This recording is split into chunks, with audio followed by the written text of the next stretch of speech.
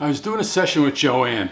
Joann's grandmother came through. She was very close to her grandmother when she was here, mom's mom, because I heard mom, and I thought maybe her mom had passed, but her mom is still here. So Joann's grandma was pointing out to me that Joann is in a very bad relationship, that there's a lot of anger around Joann, but Joann is suppressing that anger, not letting it out. And all that kind of came through. Now she has a husband that's angry at everything, and she tries to please him. She tries to make sure he does the right thing.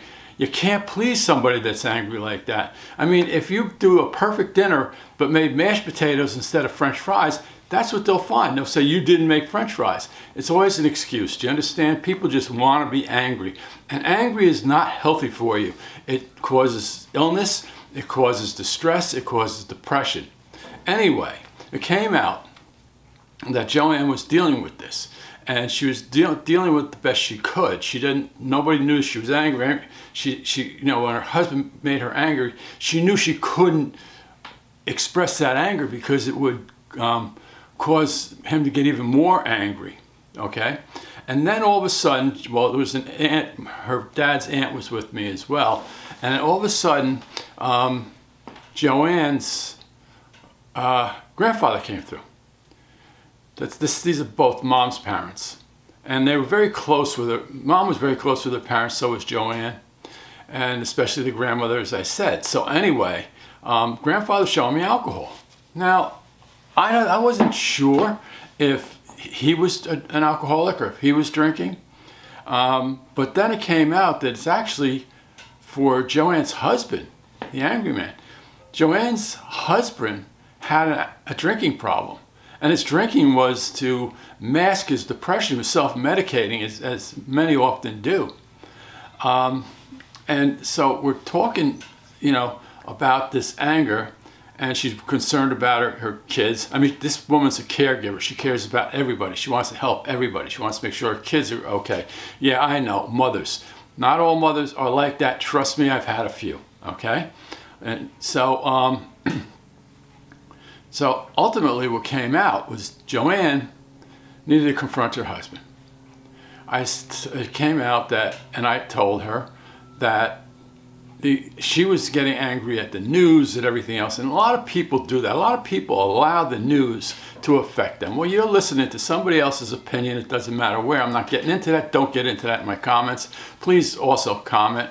But I told her, and I give this advice to a lot of people, when this comes out, that their news is affecting them, I tell them, turn off the news and turn on the cartoons. Joann was also told, go out and get to a brisk walk. It helps the endorphins in your mind, helps get your mind clear, and that helps. I said, and what you're going to do from now on, when your husband starts getting angry about stuff, just simply, quietly say, why are you angry about that? Get him thinking. I also said, you know what? He's ready right now to get rid of these drinking issues. You might want to ask him if he needs help to get through them, and you'll be there for him to get him through there. Do it for your daughters, do it for your son, do it for the family in general, because Joann wanted to have a very close, tight-knit family. That's why she never left her husband. He's also a good provider, all right? So after a while, a couple of weeks later, maybe a month or two, I get a text from Joann, and she said, everything you told me was correct, and I did it. She said, every time he got really angry, she said very calmly, I said, why is that making you angry? And sometimes it would make him even more angry, but don't answer him, don't respond to him, okay? She turned off the news and turned on the cartoons, actually comedies if you can find them. There's not many comedies on today. And she got better, she was healing. Well, her husband decided he's going to go get help. He's going to go get better. He seeked out the help he needed. With her help, with her support rather, he is now in a much better place. He's alcohol free, not drinking, no more addiction to that. And yeah, that's a journey for him. And it's only been I think it was actually 2 months.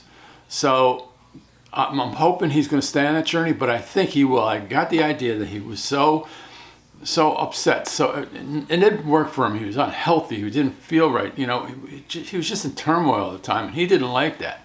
So he's now on that journey to a sober life, and they are both learning to take each day as it comes. Every day that you're here comes with some kind of challenge.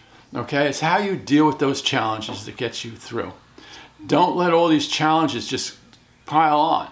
Figure out a way to get through them. Okay? There's nothing that you can't get through. Okay?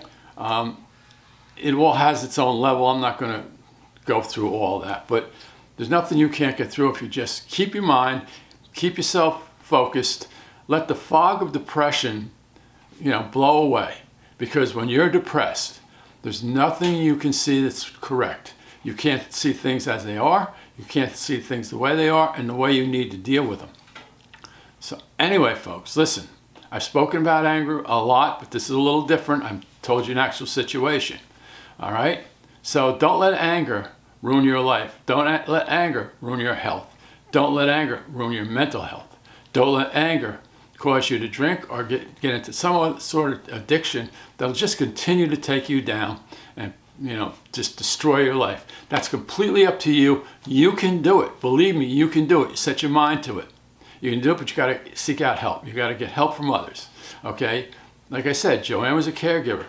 All that the fog of depression lifted after our session, and that's when she, with clarity, got him to get the help he needed and was there for him, and really got him through it. She's a real good person, real strong person, and a caregiver. And I talked about caregivers before. Okay, guys, always remain hopeful, never hopeless. Always be optimistic, never pessimistic. Please comment on my videos. Oh, by the way, if you have something that you weren't concerned about and would like me to address, leave that into the comments as well. Okay? And I'll address them, or I'll come up with maybe address it like I did with caregivers. It doesn't have to be a session. It could be just something that I instinctively know. All right. Once again, always remain hopeful, never hopeless. Always be optimistic, never pessimistic. There's every reason to be.